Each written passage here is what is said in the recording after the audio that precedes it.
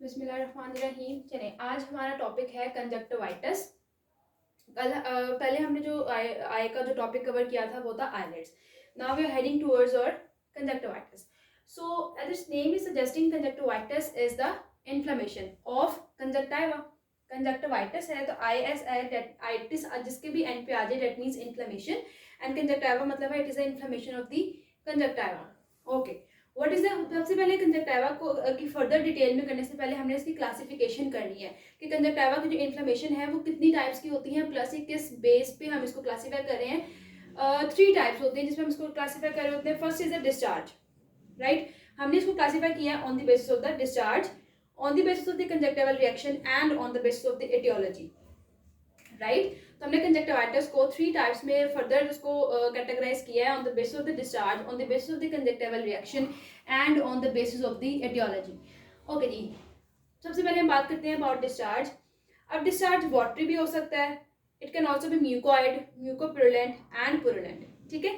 But अब हमें ये देखना है कि अगर डिस्चार्ज है, पेशेंट प्रेजेंट किया है, अगर वाटरी डिस्चार्ज है तो उसका कॉजेटिव ऑर्गेनिज्म कौन सा है, म्यूकोइड है तो कौन सा है, म्यूकोपुरुलेंट है, या पुरुलेंट है तो कॉजेटिव ऑर्गेनिज्म कौन सा है। अगर पेशेंट प्रेजेंट किया है कंजक्टिवाइटिस के साथ और उसका डिस्चार्ज है वाटरी, दैट मीन्स उस पेशेंट को वायरल इन्फेक्शन है, ठीक है।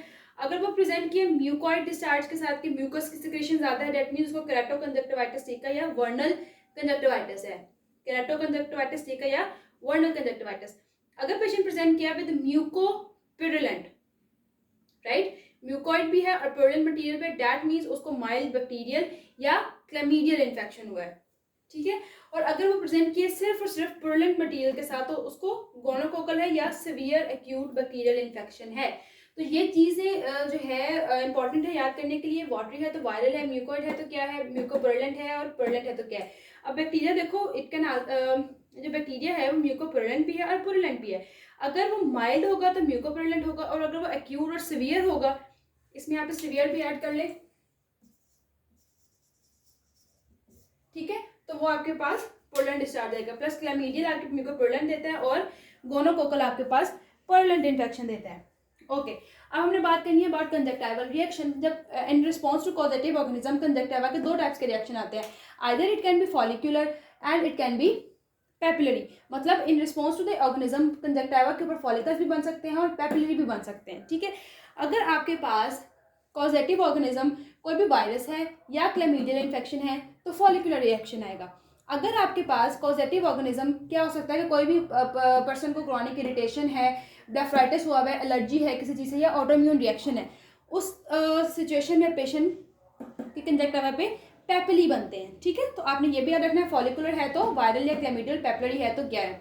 Then on the basis of the aetiology, aetiology में हमने फर्दर उसको डिवाइड किया हुआ है on the basis infective and non infective, ठीक है। इन्फेक्शन में क्या आ जाएगा, बैक्टीरिया, वायरस, फंजाई वगैरह, और नॉन इन्फेक्टिव में कोई ऑटोइम्यून और कोई एलर्जी वगैरह आ जाएगी, ठीक है। तो this is all about the classification. अब हम नेक्स्ट वीडियोस में हम बात करेंगे अबाउट, हम इनको फर्दर डिटेल में पढ़ेंगे, वायरल कंजक्टिवाइटिस को, बैक्टीरियल कंजक्टिवाइटिस को, जितने भी आपके पास टॉपिक्स हैं इस चैप्टर के।